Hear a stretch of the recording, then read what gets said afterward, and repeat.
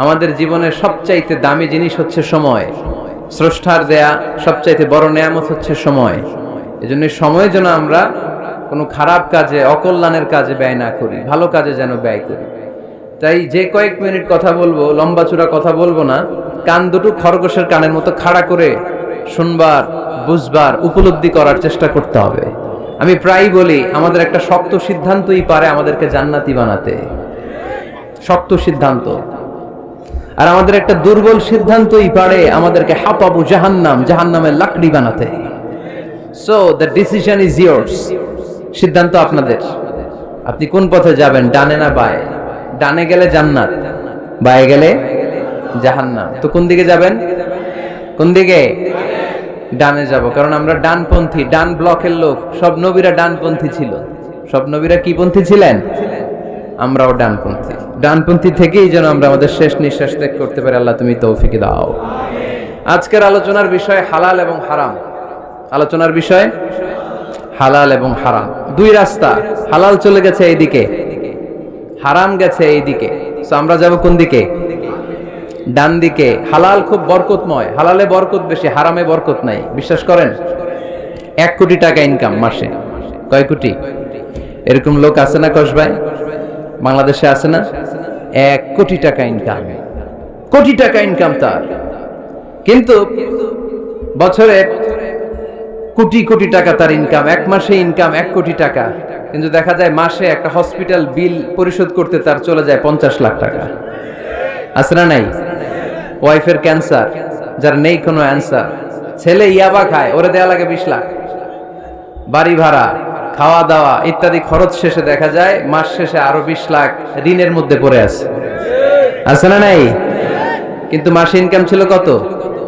1 কোটি। কিন্তু মাস শেষে দেখা যায় 20 লক্ষ টাকা ঋণের বোঝায় চাপা পড়ে আছে। আর রিকশাওয়ালা, ওর বেতন নাই, যা পারে ইনকাম করে প্রতিদিন। মাসে অন এন অ্যাভারেজ তার ইনকাম 5000। কয় হাজার? 1000 চলে যায় ওর যে ছুপড়ির বেড়া, ওই বাড়ির ভাড়া দিতে। 1000 চলে যায় ওর খাওয়া, 1000 চলে যায় চিকিৎসা, 1000 চলে যায় ছেলেমেয়েদের পড়াশোনা, আনুষঙ্গিক আরো 500, মাস শেষে আরো থেকে যায় 500। সুবহানাল্লাহ করতে পারলেন না?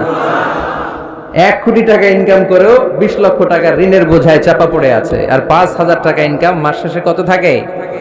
500। কারণ ওর পুরো ইনকামটাই হালাল। ওর পুরো ইনকামটা কি?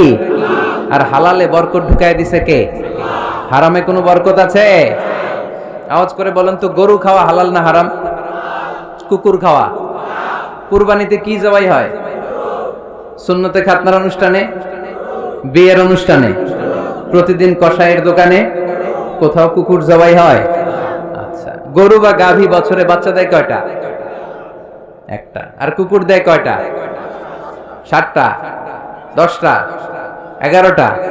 জন্ম নিয়ন্ত্রণ নাই তো, দেদারসে দিচ্ছে, ফ্যামিলি প্ল্যানিং নাই, তাই না? আচ্ছা, তো দেখেন, গরু বাচ্চা দিল কম, কুকুর বাচ্চা দিল বেশি। গরু জবাই হয় বেশি, কুকুর জবাই হয় না। গরু আমরা খাই বেশি, কুকুর খাই না। তারপরেও কসবায় গরু বেশি না কুকুর বেশি? আওয়াজ করে বলতে হবে, গরু না কুকুর? কারণ গরু খাওয়া হালাল, আর হালালে বরকত ঢুকায় দিছে কে? এজন্য দ্য ডিসিশন ইজ ইয়ার্স। সিদ্ধান্ত আপনার। কই যাবেন, ডানে না বায়ে? হালালের সাথে না হারামের সাথে? হালালটা হচ্ছে পরিবেশ বান্ধব। হালালটা কি? Eco friendly. এটা পরিবেশ বান্ধব, এটা স্বাস্থ্যকর, এটা রুচিসম্মত, এটার মধ্যে কোনো ঝামেলা নাই, এটাতে কোনো ভেজাল নাই। হালালে থাকলেই লাভ, যদিও অল্প। সুবহানাল্লাহ পড়েন। এজন্য রাব্বুল আলামিন বলেন, ইয়া আইয়ুহান নাসু কুলু মিম্মা ফিল আরদি হালালান তাইয়্যিবা ওয়া লা তাত্তাবিউ খুতুওয়াতিশ শাইতান ইন্নাহু লাকুম আদুউম মুবিন। ও মানুষেরা, শোনো শোনো, এই জমিনের ভেতরে যেটাকে আমি হালাল করেছি, যেটাকে আমি পবিত্র করেছি, ওইটা খাও, ওইটা গ্রহণ করো। হারাম খেও না, হারাম অর্জন করো না, হারামের কাছেও যেও না।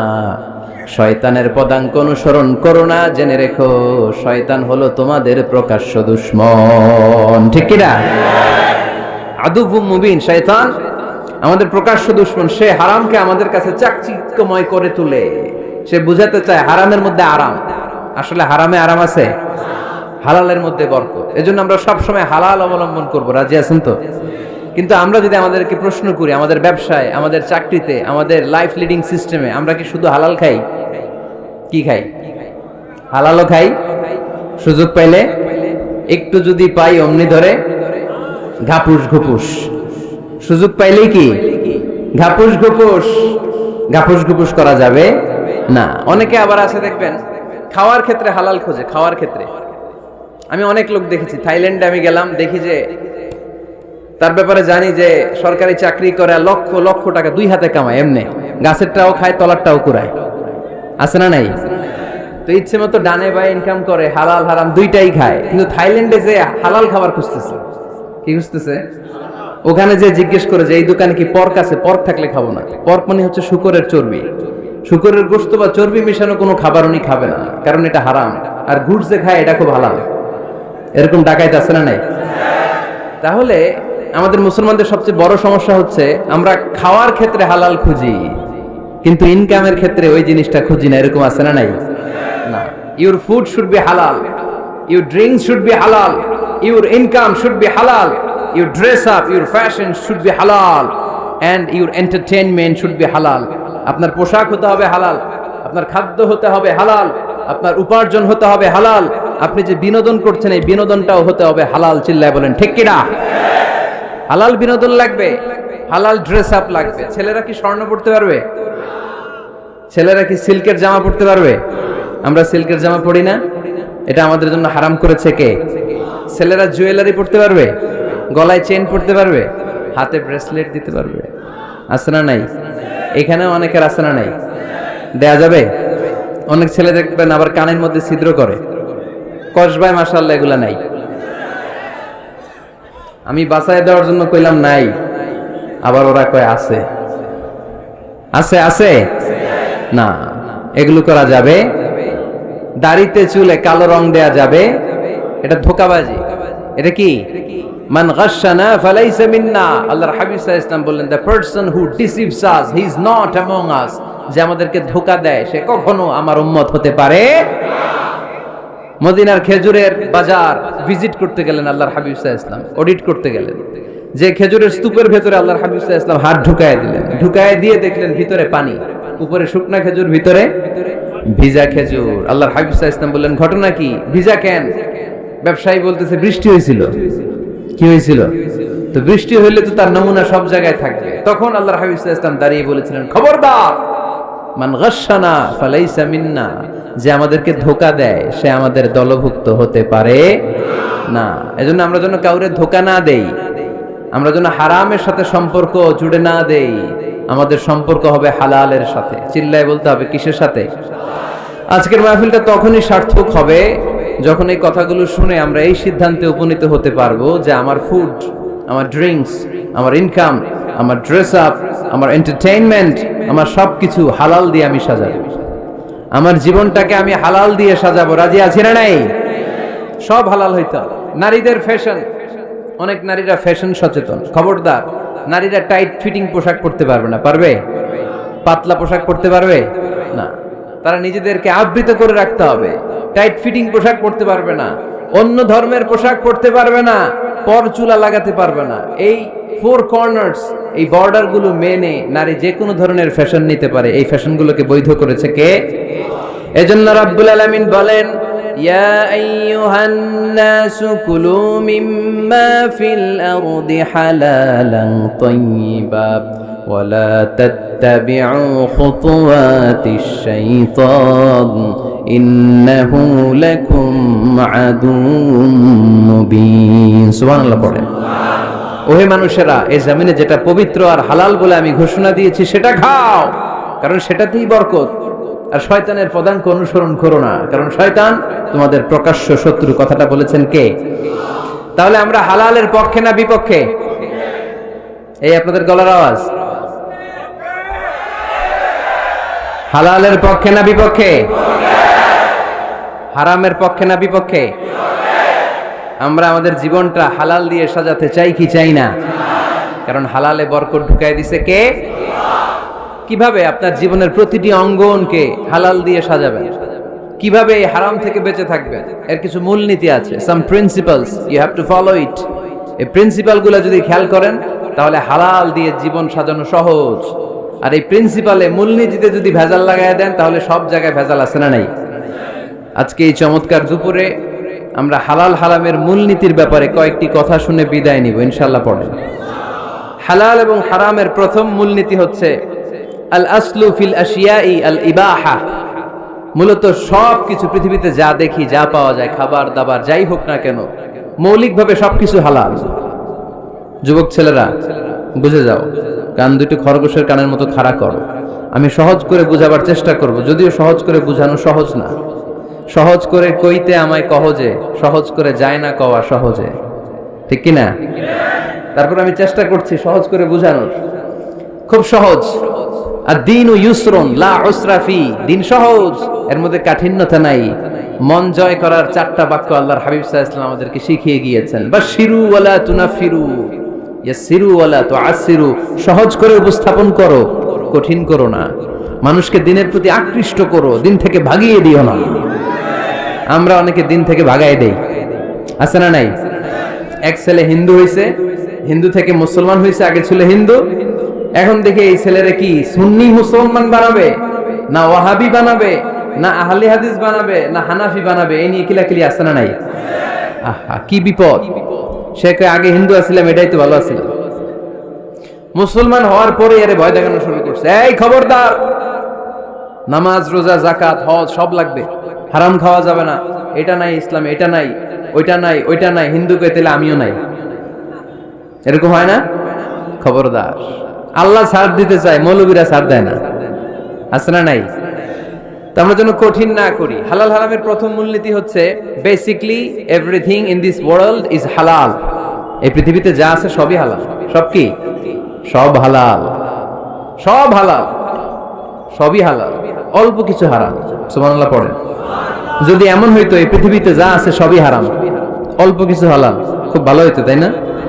সুবিধা হইতো আমাদের। তা আমাদের সুবিধা করে দিলেন কে? সুবহানাল্লাহ পড়বেন না? বেসিকলি এভরিথিং ইজ হালাল। পৃথিবীর সব কিছু হালাল। আপনারা যদি কেউ কিছু বলে যে এটা কি হালাল না হারাম, আপনি হুট করে বলবেন আগে বলবো হালাল। যদি হারামের দলিল পাওয়া যায় তখন বলবো হারাম, ঠিক কি না? আমাকে যদি বলেন এটা হালাল না হারাম, আমি যদি বলি হালাল, আপনি যদি বলেন দলিল দেন, এটা আপনি ভুল বলবেন। কারণ কোনো কিছু হালাল করতে হলে দলিল লাগে না। কোনো কিছুকে হালাল বলে সাব্যস্ত করতে দলিল লাগে না। হারাম বলে যদি সাব্যস্ত করতে চান তখন দলিল লাগবে, তাও তেনা পেছানো দলিল দিয়ে হবে না, যেন তেন দলিল দিয়ে হবে, অকাট্য দলিল। এটাকে বলে আল আদিল্লা আল কাতঈয়া। অকাট্য দলিল লাগে কোনো জিনিসকে হারাম সাব্যস্ত করতে হলে। তাহলে এই যে আমাদের জন্য আল্লাহ সহজ করে দিলেন, সবকিছু বেসিকলি হালাল, যতক্ষণ না এটা হারাম হওয়ার ব্যাপারে দলিল পাওয়া যায়। এজন্য হারাম হারাম জিকির না করে জিকিরটা চেঞ্জ করে করতে হবে হালাল হালাল। কথা বলেন ঠিক কিনা? জিকির 2 ধরনের আছে। জিকির কয় ধরনের? একটা জিকির হচ্ছে হারাম হারাম হারাম, এক দলের কাছে সবই হারাম। একটা সময় এদেশের কিছু আলেম সমাজ ইংরেজিকে হারাম বলতো, ইংরেজি শিক্ষা করাকে কি বলতো? সময়ের বিবর্তনে এটা এখন হালাল। এখন এটা কি হালাল। একটা সময়ে আলেম সমাজের কিছু অংশ রাজনীতি করাকে হারাম বলতো, কথা কি বুঝতেছেন? এখন এটা কি হালাল হয়ে গেছে। ইসলামী ব্যাংকিং কে হারাম বলতে একটা সময়, যে না কোনো ফিনান্সিয়াল ট্রানজাকশন এই সিস্টেমে ব্যাংকিং এটা ইসলামে জায়েজ না, এটা হারাম হারাম। কারণ ওদের জিকির কি? কথা কয় না? হারাম হারাম হচ্ছে এদের জিকির। একটা সময় ইসলামিক ব্যাংকিং হারাম ছিল, এখন এটা কি হয়ে গেছে? তার মানে এখনো অনেক কিছু এদের কাছে হারাম। সময়ের বিবর্তনে, কালের আবর্তনে এদের মুখ দিয়ে এগুলো একদিন হালাল হয়ে বের হবে। চিল্লায় বলেন ঠিক কি না? এজন্য এই পৃথিবীর সবকিছু মূলত হালাল, যতক্ষণ না হারাম হওয়ার ব্যাপারে দলিল না পাওয়া যায়। হারাম করতে হলে দলিল লাগে, হালাল বানানোর জন্য দলিল লাগে না। আবার যেন তেন কোনো দলিল দিয়ে, ঠুনকো কোনো দলিল দিয়ে কোনো জিনিসকে হারাম করা যায় না। হারাম করতে হলে অকাট্য দলিলের প্রয়োজন হয়। কথা বুঝতে পেরেছেন? প্রথম মূলনীতি ক্লিয়ার সবার কাছে? আল্লাহর হাবিব সাল্লাল্লাহু আলাইহি ওয়াসাল্লাম বলতেন হালাকাল মুতানাত্তিউন, যারা মুতানাত্তিউন তাদের ধ্বংস, তাদের উপর আল্লাহ লানাত।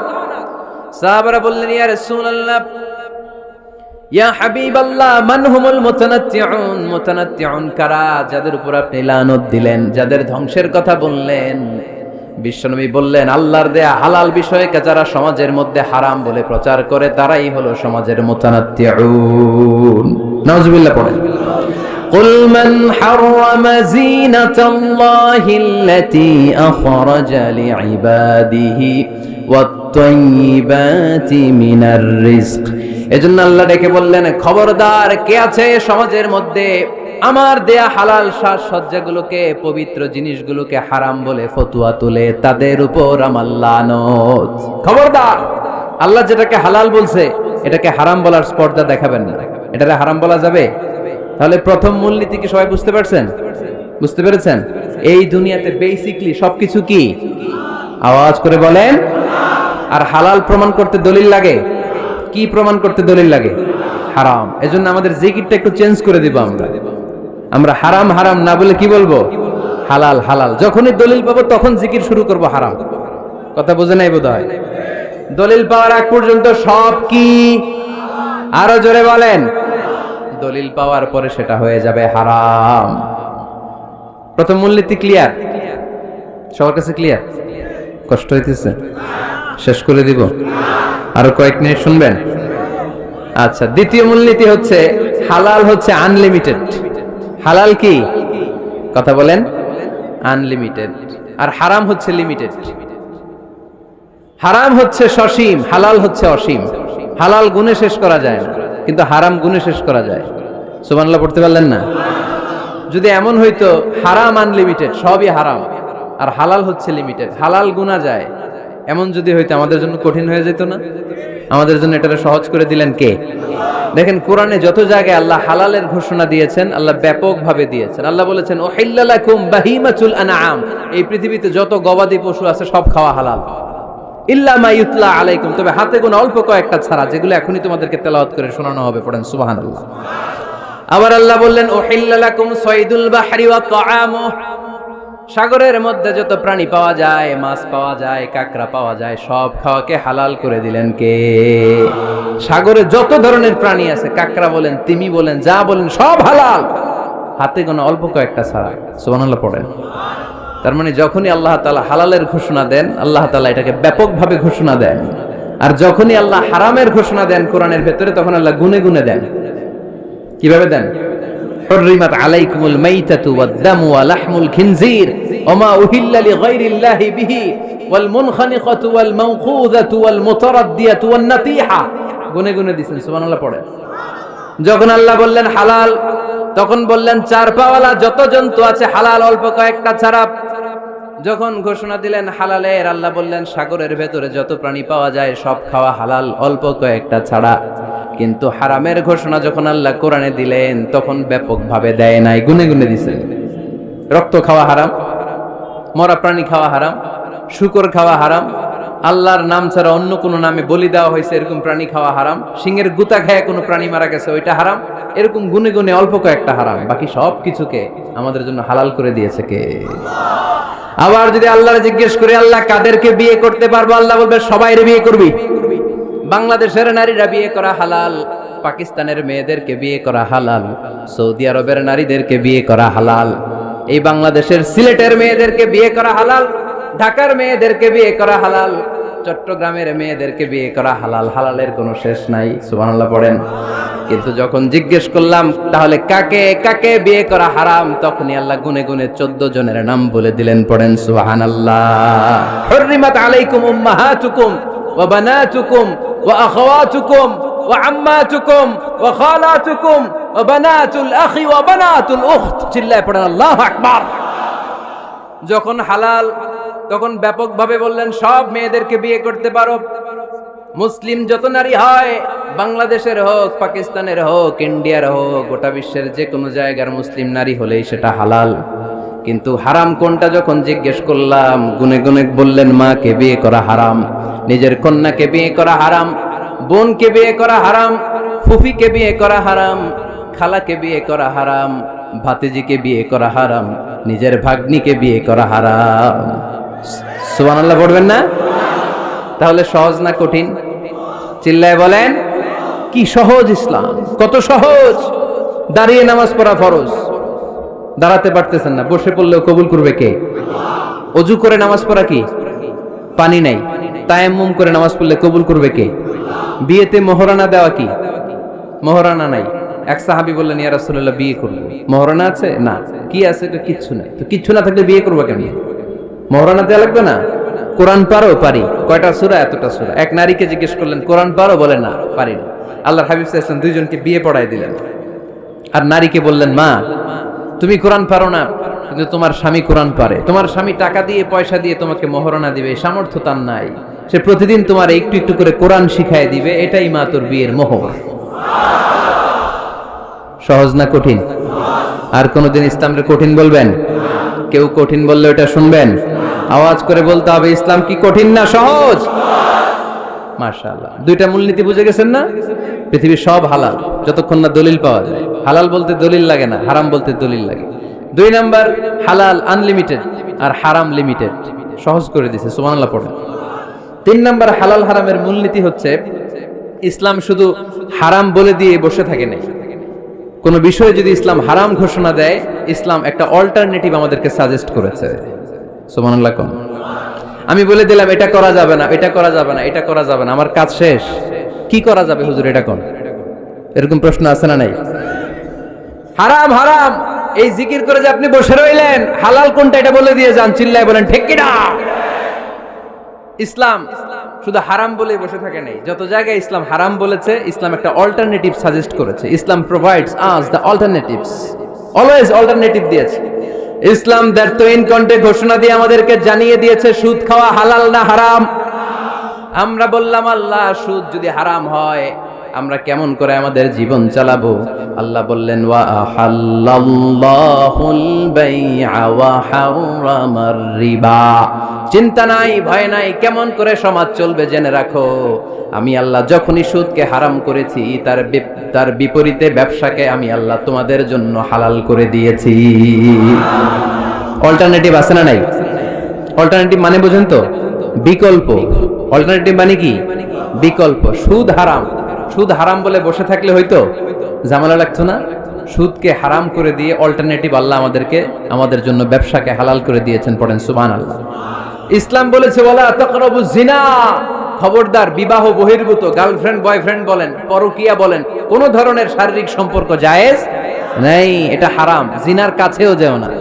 এখন আমরা বললাম, আল্লাহ জিনার কাছেও যদি না যায় তাহলে যৌন চাহিদা মিটাবো কি করে? আল্লাহ বললেন, জিনাকে হারাম করেছি, অল্টারনেটিভ বিয়ের জায়েজ করে দিয়েছি।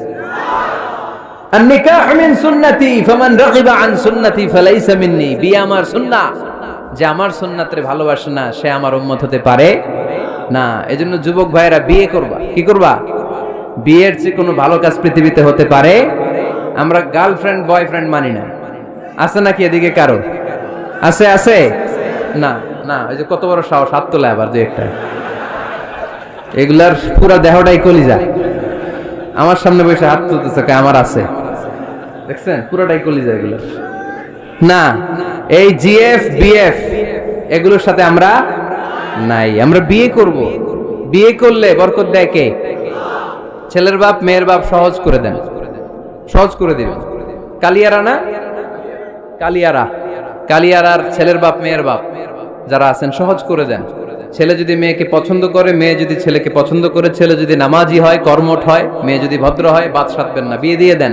কারণ বিয়ের চেয়ে ভালো কাজ আর হতে পারে না। এই যে পোলাপানের গলার আওয়াজ বেড়ে গেছে। এখন মা খুশি, এখন আজারি হুজুর জিন্দাবাদ। এখন আর আমার বিরোধী কেউ নাই এই জায়গায়, সবাই হাত করে ফেলছি আমি, আগেও নাই। মাশাআল্লাহ। তো এই জন্য বিয়েটাকে সহজ করেন। খেয়াল করবেন, যেই সমাজে বিয়ে করা কঠিন ওই সমাজে জিনা করা সহজ। যেই সমাজে জিনা করা কঠিন ওই সমাজে বিয়ে করা সহজ। ঠিক কি না? পুরো উল্টো। বাংলাদেশে কোনটা করা কঠিন? হ্যাঁ, বিয়ে করা কঠিন। বিয়েতে ফ্ল্যাট লাগবে, ছেলের গাড়ি লাগবে, নিজের পায়ে দাঁড়ানো লাগবে, 10 লাখ টাকা মোহরানা লাগবে। জিনার জন্য কি লাগবে? কিচ্ছু লাগবে না, টোনাটনি রাজি, তুমি আমি রাজি। অবৈধ সম্পর্ক হতে আর কিছু লাগে না। চিল্লায় বলেন ঠিক কিনা? কিন্তু বিয়েতে অনেক কিছু লাগবে, এইটা ওইটা। ছেলেরা কই তুই নিজের পায়ে দাঁড়া, তুমিও নিজের পায়ে দাঁড়ায় দেখাবে, এই যে নিজের পায়ে দাঁড়াইছে। তো এতদিন সে কার পায়ে দাঁড়াইছে? নিজের পায়েই তো দাঁড়াইছে। সহজ করবেন, বিয়েরে কঠিন করেন না। এই যে আমার নানা ভাই আছে, নানা ভাইয়ের এখানে যাবেন, নানা ভাইয়ের মসজিদ দেখলাম, কাবা ঘরের যে ডিজাইন, আর্কিটেকচারাল ডিজাইন, ওই সিস্টেমে মসজিদ। আজকে জোহরের সালাত করলাম, ওই মসজিদে নানা ভাই বিয়ে পড়ায় দিবে। সবাই চলে যাবে নানা ভাইয়ের কাছে। রাজি আছো সবাই? ওই যে খুশি, সব খুশি। দেখছেন বিয়েটা যে ভালো জিনিস তার প্রমাণ। বিয়ের কথা কইলে পোলাপান খালি হাসে। এটা জান্নাতি সম্পর্ক, তো এই কারণেই সাইয়েদনা আদম আলাইহিস সালাম আর হাওয়া আলাইহাস সালাম দুইজনকে বিয়ে পড়াই দিছিল কে? এই দুইজন এমন দুইজন মানব আর মানবী, ওনাদের কোনো শৈশব ছিল না, ওনাদের কোনো কৈশোর ছিল না, যৌবন দিয়েই শুরু। এজন্য আগে আল্লাহ বিয়ে পড়াই দিছে। কথা কয় না? ওই মেয়ে, আপনার শৈশব আছে না নাই? কৈশোর আদম আলাইহিস সালামের শৈশব, কৈশোর হাওয়া আলাইহিস সালামের শৈশব, কৈশোর। জীবন শুরু করছে কি দিয়া? যৌবন দিয়ে। বিয়ের দরকার আছে না নাই? এজন্য আল্লাহ জান্নাতে বিয়ে পড়ায় দিলেন। বিয়ের সম্পর্কটা জান্নাতি সম্পর্ক, বিয়ের ভালোবাসাটা জান্নাতি ভালোবাসা। এর চাইতে পবিত্র ভালোবাসা দুনিয়ায় হতে পারে? তাহলে ইসলাম কোন জিনিসকে হারাম ঘোষণা দিয়ে মুখে কুলু পেটে বসে থাকে নাই, অল্টারনেটিভ সাজেস্ট করেছে। সুদ খাওয়া হারাম, অল্টারনেটিভ ইসলাম আমাদেরকে বলে দিল ব্যবসা হালাল। জিনা করা হারাম, পরকিয়া হারাম, গার্লফ্রেন্ড বয়ফ্রেন্ডের এই কালচার হারাম, তার বিপরীতে বিয়ে করা হালাল। সুবহানাল্লাহ পড়েন। এরপরে ইসলাম বলে মদ খাওয়া হারাম।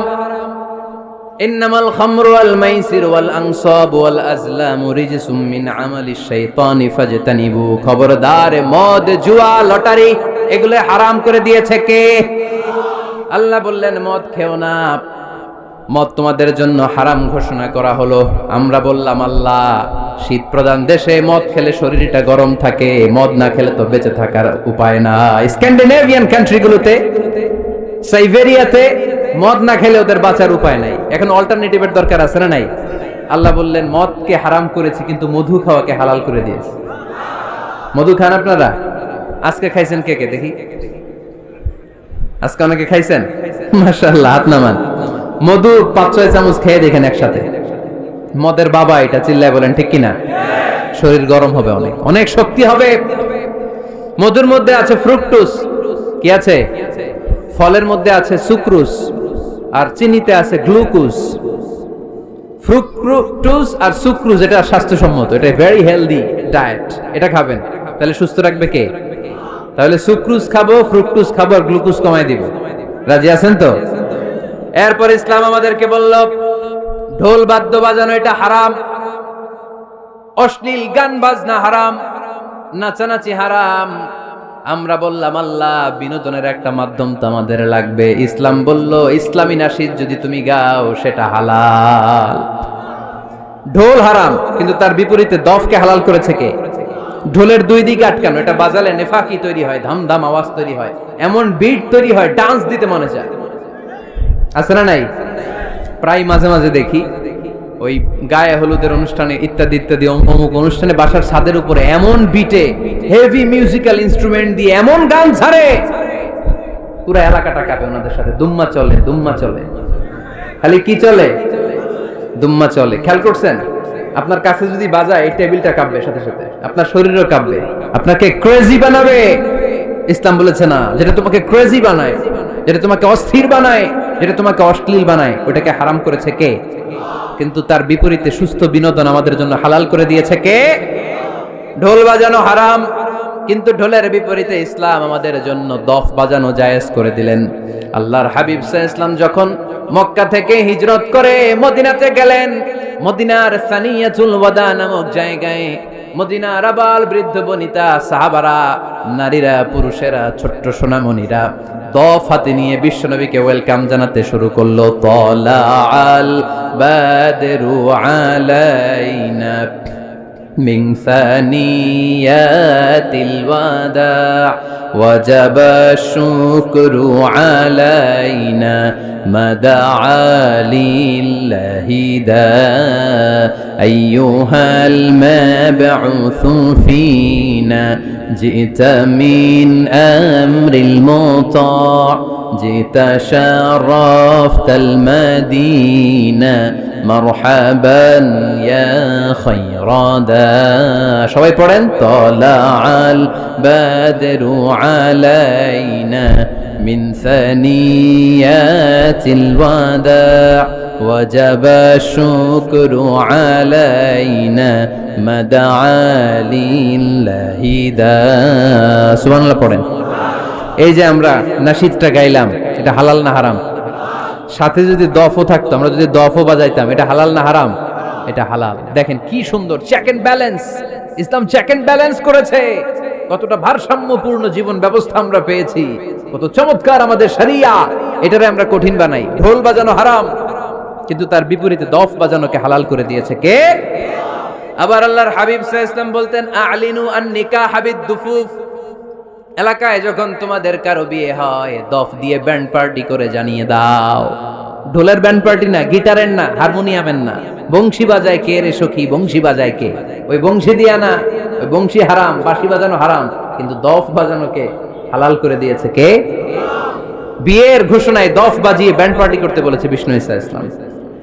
কারণ বিয়েতে একজন নারী পুরুষের যেই সম্পর্ক হয়, জিনা বা ব্যভিচারে একই সম্পর্ক হয়, পার্থক্য হচ্ছে এটা সামাজিক স্বীকৃতি আছে, জিনার স্বীকৃতি নাই, ঠিক কিনা? এজন্য বিয়ে গোপন করে করা যায় না, এটা অ্যানাউন্স করে করতে হয়। ওমরে ফারুক রাদিয়াল্লাহু তাআলা আনহু যখন মদিনার খলিফা, উনি বলতেন লুকিয়ে লুকিয়ে যদি কেউ বিয়ে করে, সমাজের আশেপাশে তার প্রতিবেশীরা যদি তাদের দাম্পত্য জীবন সম্পর্কে না জানে, আমি তাদের দুইজনকে জিনার শাস্তি দেব। কারণ লুকিয়ে বিয়ে করা যায় না, সবাইকে জানিয়ে অ্যানাউন্স করে সবার দোয়া নিয়ে বিয়ের পিড়িতে বসতে হয়। চিল্লায় বলেন ঠিক কিনা? এজন্য ইসলাম শুধু হারাম বলে জিকির করে নাই, যেখানেই হারাম তার বিপরীতে ইসলাম হালালের বিকল্প দিয়েছে, ঠিক কিনা? এই নিয়মটা বুঝতে পারছেন? সবার কাছে ক্লিয়ার? 4 নম্বর মূলনীতি হচ্ছে ইসলাম যেই জিনিসটাকেই হারাম বলেছে তার পেছনে লজিক আছে, যুক্তি আছে, কারণ আছে। 3টা কারণ থাকার কারণে কোনো বিষয়কে ইসলাম হারাম বলে। হয়তো সেটা খাবিথ, অপবিত্র, যেমন পেশাব পায়খানা খাওয়া যাবে, হালাল না হারাম? কারণ এটা অপবিত্র, ঠিক কিনা? 2 নম্বর হচ্ছে মুদির, এটা ক্ষতিকর। ইয়াবা খাওয়া, এটার মধ্যে অনেক লাভ আছে না? হ্যাঁ, গাঞ্জা খাওয়া, সিগারেট খাওয়া, হ্যাঁ, স্মোকিং কজেস ক্যান্সার। ধূমপানে কি হয়? কর্কট রোগ হয়। পৃথিবীতে এই একমাত্র খাবার যেটা টয়লেটে ঢুকে খাওয়া যায়।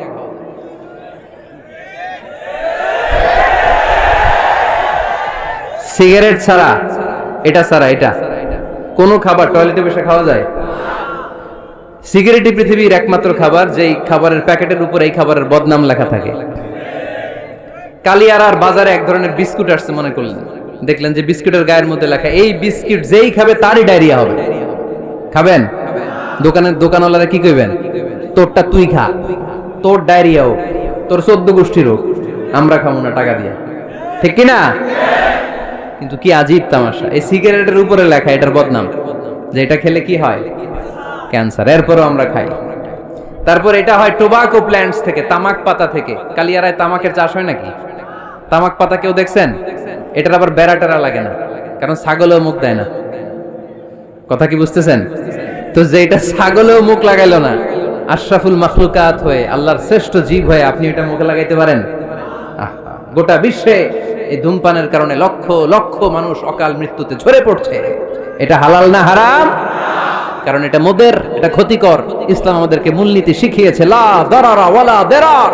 নিজেরও ক্ষতি করতে পারবা না, অন্যেরও ক্ষতি করতে পারবা না। আইনটা কার? তাহলে কোন জিনিস হারাম হওয়ার পেছনে 1 নম্বর লজিক, সেটা হয়তো অপবিত্র, কিংবা সেটা ক্ষতিকর, অথবা ওইটার মধ্যে অশ্লীলতা আছে।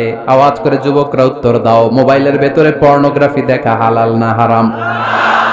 ব্লু ফিল্ম দেখা হালাল না হারাম? নেকেড ভিডিও দেখা হালাল না হারাম? কারণ এটা অশ্লীল, ঠিক কিনা? তাহলে যেটা হারাম, 3টা কারণে কোন জিনিসকে ইসলাম হালাল বলে হারাম বলে অ্যানাউন্স করেছে। হয় এটা অপবিত্র, নয় এটা ক্ষতিকর, নয় এটা অশ্লীল। কয়টা? হয় অপবিত্র, অথবা ক্ষতিকর, অথবা অশ্লীল। পৃথিবীতে যত জিনিসকে ইসলাম হারাম বলে ঘোষণা করেছে তার প্রত্যেকটার মধ্যে তিনটার কোনো না কোনো একটা আছে না নাই? এই তিনটা জিনিস, তিনটার একটা না পাওয়া গেলে কোনো জিনিসকে হারাম বলে ঘোষণা দেওয়া যাবে। এরপর ইসলাম আমাদেরকে শিখিয়েছে 5 নাম্বার মূলনীতি, মুকদ্দামাতুল হারামে হারাম। হারামের সূচনাটাও হারাম। কোন বেগানা নারীর দিকে তাকিয়ে থাকা হারাম হওয়ার কথা ছিল না, কিন্তু যেহেতু এই তাকানোটা এক সময় জিনার দিকে নিতে পারে, তাই এই তাকানোটা কেউ হারাম করেছে কে? আন-নাযার, এই দৃষ্টিটা বড় ভয়ঙ্কর। আল্লাহর হাবিব সাল্লাল্লাহু আলাইহি ওয়াসাল্লাম বলেছেন, আন-নাযার সাহামুন মাসমুমুন মিন সিহামি ইবলিস। এই দৃষ্টি, লাগামহীন দৃষ্টি, শয়তানের বিষ মাখানো তীরবানের মধ্যে থেকে একটা ভয়ঙ্কর তীর। এই তীর দিয়ে শয়তান যুবকদেরকে কাবু করে ফেলে। ডাইরেক্টলি শারীরিক সম্পর্কের দিকে কেউ যায় না। প্রথমে বদনজর, প্রথমে কি কথা কয় না, গলার সাউন্ড এখন কমে আসছে, এখন বিপরীতে ঘা পড়তেছে, তো এখন আর সাউন্ড নাই। প্রথমে শুরু হয় কি দিয়ে? বদনজর, লাগামহীন নজর। তারপরে মুচকি হাসির বিতরণ, চোখে চোখে কথা হয়, আচ্ছা না নাই? হাসি বিতরণ হয়, মোবাইল নাম্বার আদান প্রদান হয়, ফেসবুকের আইডি শেয়ার হয়, তারপরে রাত জেগে কম্বলের নিচে চ্যাটিং ফ্যাটিং আছে না নাই? তারপরে চলে আসে 14ই ফেব্রুয়ারি, বিশ্ব বেহায়া দিবস, ঠিক কিনা? দেখছেন ধাপগুলো, দেখছেন স্টেপ বাই স্টেপ হারামের দিকে যায়। এরপর অবৈধ দৈহিক সম্পর্কের দিকে যায়। আল্লাহ এই গজব থেকে তুমি আমার ছেলেদেরকে বাঁচাও, আমার দেশের মেয়েদেরকে বাঁচাও, চিল্লায় পড়ে না আমিন। তাহলে শুরু হয়েছিল কি দিয়ে? কি নজর?